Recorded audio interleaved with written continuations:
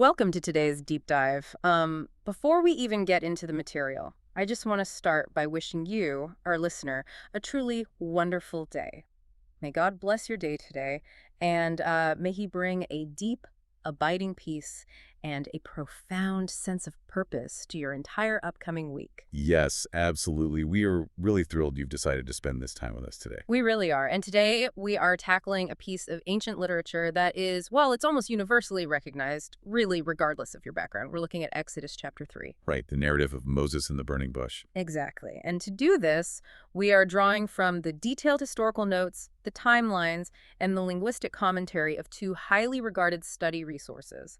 Those are the Holman Study Bible and the Nova Almeida Actualizada, or the NAA Study Bible. Really, the goal for our discussion is to completely bypass the simplified Sunday school felt board version of this event. Oh, for sure. We all know that basic imagery, right? Yeah, the desert, the old man, the bush that somehow doesn't turn to ash.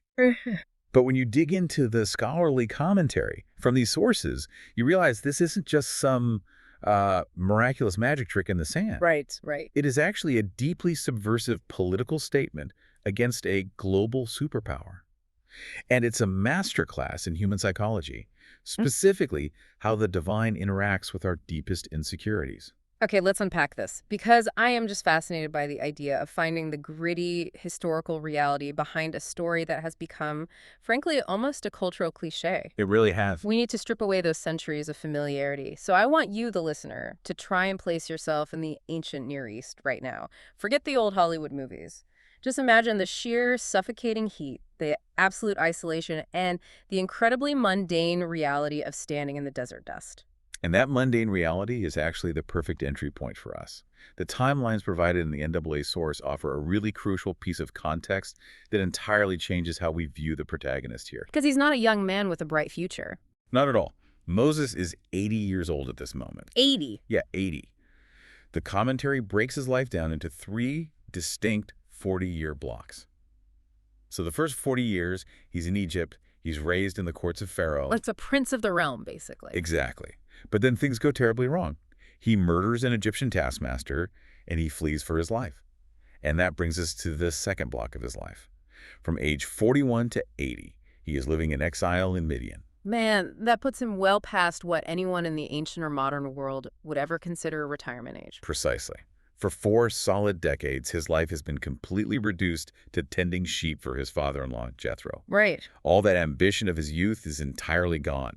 He went from the absolute center of global civilization to the edges of the wilderness. He is a shepherd, which is a profession the Egyptians actually found culturally detestable. Which is such an interesting detail. It is. His life is just sheep, dirt, and obscurity. So he's just out there, tending the flock near a mountainous region called Horeb, which the historical notes tell us is likely another name for Mount Sinai. Yes. He's likely smelling like livestock, just trying to get through another blistering day when he sees the anomaly.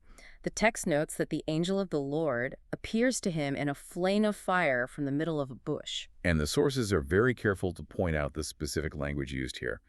In the Old Testament, the angel of the Lord isn't merely some heavenly mail carrier. Right, it's bigger than that. Much bigger. This figure is frequently described as acting and speaking with the direct authority of God himself. Furthermore, the fire motif is not arbitrary at all. The Holman notes mention this, right? Yes, throughout the Exodus commentary, fire is consistently associated with special manifestations of the divine presence. We see it later with the pillar of fire that leads the Israelites, and the fire that descends on Mount Sinai itself. It is the ultimate symbol of power, absolute purity, and protection. And God calls out to him from this fire, Moses, Moses. Then comes the command to not come any closer and to take off his sandals, because the place where he is standing is holy ground. Right. Now, taking off your shoes is a common cultural practice even today, but it feels incredibly amplified here.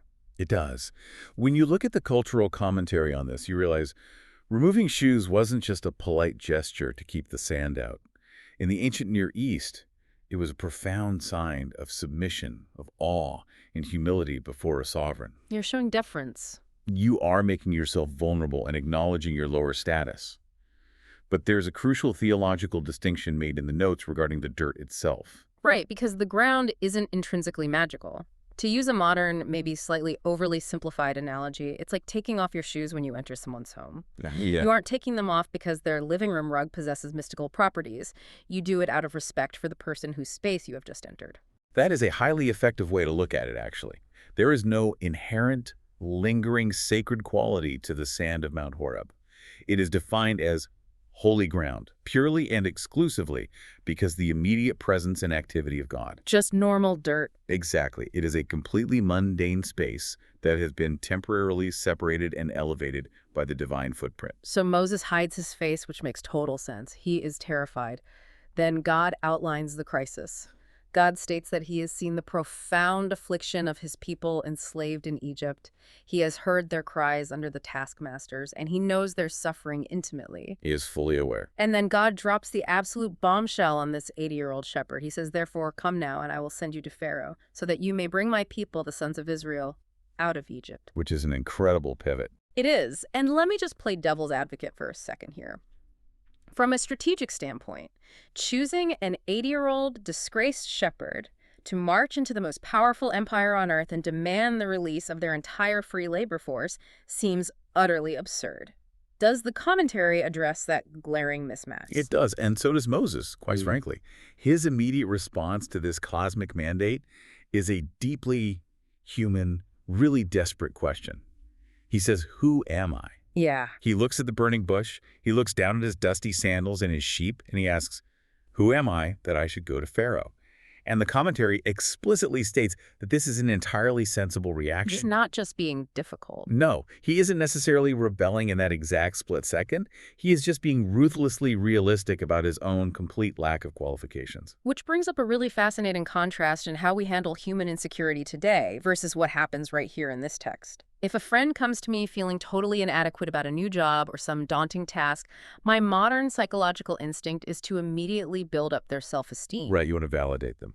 Exactly. I go through their resume. I'd say, "Moses, you're the perfect guy. You grew up in the Egyptian court. You know their customs. You speak the language fluently, and you've survived in this harsh wilderness for 40 years. You've got this." Yeah, it's exactly what our modern culture trains us to do. We focus on the individual's inherent capabilities. But notice what God does in response to Moses' panic. He offers absolutely zero compliments. Not a single one. The study notes emphasize that God completely ignores Moses' resume. God doesn't answer the question, "Who am I?" by validating Moses' worth or highlighting his past experiences. He just bypasses the whole identity crisis. Completely. Instead, God answers by effectively saying, "It doesn't matter who you are, because here is who I am." God's entire response to Moses' overwhelming inadequacy is basically 5 words. "I will certainly be with you." Wow, that shifts the entire paradigm.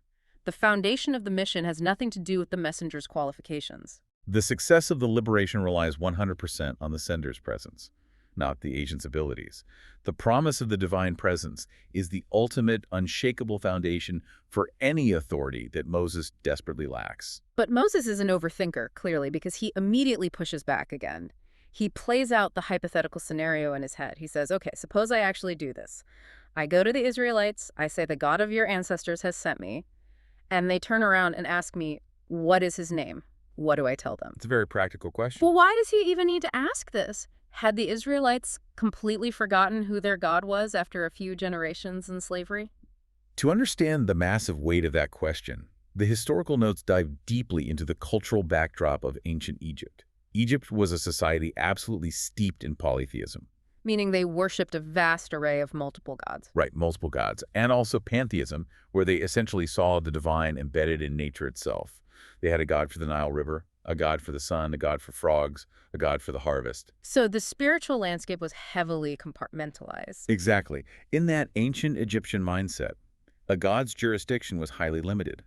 Therefore, knowing a god's specific name was absolutely essential. It wasn't just a label. No, a name wasn't just a phonetic way to get their attention. It revealed the deity's nature, their character, and the specific boundaries of their power. And the Hebrews had been living in this environment for a long time. Over 400 years. This hyper-polytheistic environment was all they knew. The personal, relational nature of the God of Abraham, Isaac, and Jacob might have felt incredibly distant to them, perhaps totally overshadowed by the massive visible temples of the Egyptian pantheon. So Moses is essentially asking, which God are you? What is your domain? What is your nature? He needs a name that carries enough weight to rival the gods of the empire holding them captive. Precisely. And God's answer is arguably the most analyzed phrase in all of theological history. God says, I am WHOIM. The Hebrew notes from our sources translate that as Ehie Asher Ehi. He tells Moses to go back and say, I am has sent me to you. Here's where it gets really interesting. Break that down for us because that sounds incredibly cryptic to modern ears. What does I am actually signify to a battered, enslaved people? Both study resources spend a lot of significant time unpacking this linguistic profoundness. The phrase is deeply rooted in the Hebrew verb for to be, which is haya. By declaring his name as I am, God is stating that he is entirely self-existent. Okay, let's do an Elah I5 on that. Explain it like I'm 5. Self-existence versus conditional existence. Why does that matter here? Think of it this way. Everything in our universe, including us, has a conditional existence. Yeah. You exist because your parents existed. Right. A tree exists because a seed was planted and it received water and sunlight. Our entire existence is dependent on outside forces.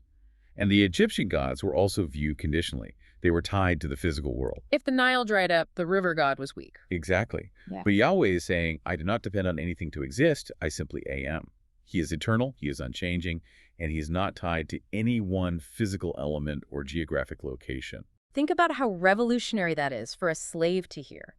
If you are enslaved in ancient Egypt, your entire identity, your entire existence is deeply conditional. It's completely tied to your output. Yes. You only matter if you can produce a certain quota of bricks. Your value is entirely based on your utility for Pharaoh. And suddenly, Moses shows up and introduces a God whose very name shatters a concept of conditional value. He is the ultimate, unchangeable reality. That is the crux of the commentary right there. He is the active, present reality that supersedes all human authority. The third-person form of this verb is closely related to the divine name Yahweh. It communicates an absolute covenantal commitment. That's powerful. And the notes actually draw a fascinating direct line from this burning bush in the desert straight into the New Testament. Oh, the connection to Jesus in the Gospel of John, right? Yes. Centuries later, Jesus echoes this exact specific divine identity. In passages like John chapter 8, verse 58, Jesus doesn't say, I was or I will be. He tells the religious leaders, before Abraham was born, I am. He uses the exact phrase. He does. And the early Christians, looking back at the Greek translations of the Old Testament, understood perfectly what he was doing. He was claiming the identical, eternal, self-existent nature of the God who spoke from the fire in Midian. It's a perpetual, internal, present tense. It's really mind-bending when you sit with it. So armed with this monumental revelation of who God is, the strategy for the actual liberation is laid out. And I have to admit, when you read it, the initial plan sounds oddly small. How so? Well, God tells Moses to gather the elders, go to the king of Egypt, and just ask for a 3-day journey into the wilderness to offer sacrifices. Wait a minute. Asking for a short religious retreat seems a bit deceptive if the ultimate plan is total, permanent liberation. Do the scholars address why God instructs Moses to start with what sounds like a half-truth? It is a brilliant question, and the Holman commentary provides excellent historical context to explain this. Asking for a short 3-day leave of absence for a religious festival was actually a culturally recognized, highly reasonable request in the ancient Near East. Oh, really? Yes, there are historical records of other groups of laborers or slaves in Egypt being granted similar brief respites to worship their specific deities. So it isn't a deception at all, it's a calculated test. It is the ultimate test of the heart. By starting with a modest, culturally precedented request, God is publicly exposing the depths of Pharaoh's tyranny. He's forcing Pharaoh to show his hand. Exactly. When Pharaoh flat out refuses a standard 3-day religious observance, he strips away any illusion of being a reasonable or just ruler. He shows his true colors. He views the Israelites as his absolute personal property. By denying them the right to worship Yahweh, Pharaoh is directly challenging the authority of the I Am. And God anticipates this completely. The text says, I know that the king of Egypt will not let you go unless compelled by a mighty hand. So I will stretch out my hand and strike Egypt with all the wonders that I will do in it. I want to pause on that specific phrase, mighty hand, because you pointed out earlier that nothing in this text is accidental. Far from it. The historical resources from the NAA highlight a layer of deep, biting irony here that original ancient readers would have instantly recognized, but we easily miss today. I love this part. Ancient Egyptian royal propaganda was absolutely obsessed with the imagery of the pharaoh's power. On their monuments, in their texts, the pharaohs constantly boasted about possessing a strong arm or a mighty hand with which they crushed their enemies. It was their brand. It was their go-to metaphor for invincible, divine military might. Oh, that is brilliant. So God is directly mocking the state-sponsored propaganda of the empire. He absolutely is. Pharaoh sits on his throne surrounded by chariots and massive armies thinking he wields the mighty hand. And God, speaking from a shrub in the middle of nowhere, essentially says, "You have no idea what a mighty hand actually looks like. I am going to use your own favorite metaphor to completely dismantle your kingdom." It is supreme irony. God takes the rhetoric of the oppressor and turns it back on them to prove that human empires, no matter how vast or intimidating they seem, are fragile illusions compared to the self-existent creator. The contrast is staggering. And the sheer totality of this impending victory is illustrated in the final, really staggering promise God makes in chapter 3 regarding how the Israelites will eventually exit the country. God promises they will not leave empty-handed. Right. The text says that every Israelite woman shall ask her Egyptian neighbor for articles of silver, articles of gold, and clothing. They will put these valuables on their sons and daughters, and they will completely plunder the Egyptians. Yes. Now, to modern ears, that can sound a bit uncomfortable. It sounds almost like opportunistic looting or petty theft on the way out the door. How did the study Bibles contextualize this? We have to view this through the specific lens of ancient Near Eastern warfare. The original language used here for plundering or despoiling is not the language of common thieves. It's a military language. It is the exact, specific terminology used to describe a victorious army stripping a defeated enemy camp of its valuables after a massive, decisive military battle. These are the spoils of war. But the incredible detail that the Holman commentary points out is who is actually collecting these spoils. Right. There is no Israelite army. They don't have generals. They don't have cavalry. They haven't forged a single weapon. God specifically designates the women. The non-combatants. Yes. The most vulnerable demographic of the enslaved population. They're the ones to be the ones who simply walk up and ask for the wealth of the empire. And the Egyptians will willingly hand it over out of sheer terror of Yahweh. It is a dramatic, almost theatrical illustration that this victory is achieved entirely by the divine presence. Nobody is fighting. The Israelites do not lift a sword. They do not fight a single skirmish. The I Am does all the heavy lifting, resulting in a victory so absolute, so overwhelming, that the unarmed women and children casually collect the victor's spoils from a superpower that has been brought to its knees. It completely redefines what true power looks like. Just visualize that scene in your mind. You have these enslaved women knocking on the grand doors of their oppressors, and the oppressors are emptying their family treasuries because the psychological and spiritual defeat of their gods is so absolute. It's total surrender. The entire economic and military structure of Egypt is gutted, not by a rival army, but by the overwhelming reality of the God who is simply present. If we connect this ancient narrative to the bigger picture of our own lives, it really forces a radical reevaluation of how we view our circumstances and our own limitations. It certainly does. We started this deep dive looking at an 80-year-old man who was convinced his life of influence was permanently over. He was standing in the dirt, surrounded by sheep, entirely forgotten by the world. But that ordinary, unremarkable dirt became holy ground in an instant, simply because the Creator chose to manifest His presence there. Yeah. It makes you wonder about the holy ground hidden in your own everyday life. It really does. It changes how you view the mundane. The places you inhabit that feel entirely unmagical. Your cubicle, your kitchen, your daily commute, a hospital waiting room. They can change their entire nature the moment you realize you are not operating in isolation. The self-existent I Am is actively present in those spaces, just as He was in the desert. To bring all these incredible historical and theological threads together for you, the listener, today we've seen how divine presence transforms ordinary dust into a sacred encounter. Absolutely. We've explored how God's name, I am, W-H-O-I-M, shatters the concept of conditional human value and redefines ultimate reality. And we've seen how the Creator bypassed every impressive resume to take a reluctant, terrified old man and use him to mock the propaganda of an empire. Securing a victory so complete that unarmed slaves carried away the wealth of a nation. Exactly. Before we close, I want to leave you with one final provocative thought to mull over as you go about your week. Let's look one last time at the mathematics of Moses' life from that timeline we discussed. The 40-year blocks. Yes. He spent his first 40 years thinking he was an important somebody in the courts of Egypt. He spent his next 40 years in a harsh isolation of Midian, learning that he was entirely a nobody. He spent 80 years basically in waiting, in preparation, and in exile before his real mission ever began. 80 years is a long time to wait. It is. So, if you are listening to this and you feel delayed in life, if you feel like you are falling behind your peers, or if you feel completely stuck in a deeply mundane, obscure chapter where absolutely nothing of significance seems to be happening, Yeah. consider the shepherd in Midian. What if your current desert season, the very obscurity and frustration you might be feeling right now, is not a punishment, but the exact necessary setup for your own burning bush moment? That is a profoundly hopeful perspective to end on. A reminder that no time is ever truly wasted when the I am is involved. Thank you so much for joining us on this deep dive into the text today. We absolutely love digging into these rich historical sources and finding the profound, life-altering truths hiding just beneath the familiar surface, and we are so incredibly glad you were here to explore it alongside us. As we wrap up today's journey, I want to reiterate our opening thoughts. God blesses all the listeners. May you have an amazing, deeply purposeful week, and keep your eyes open for the holy ground right in the middle of your everyday life. Goodbye.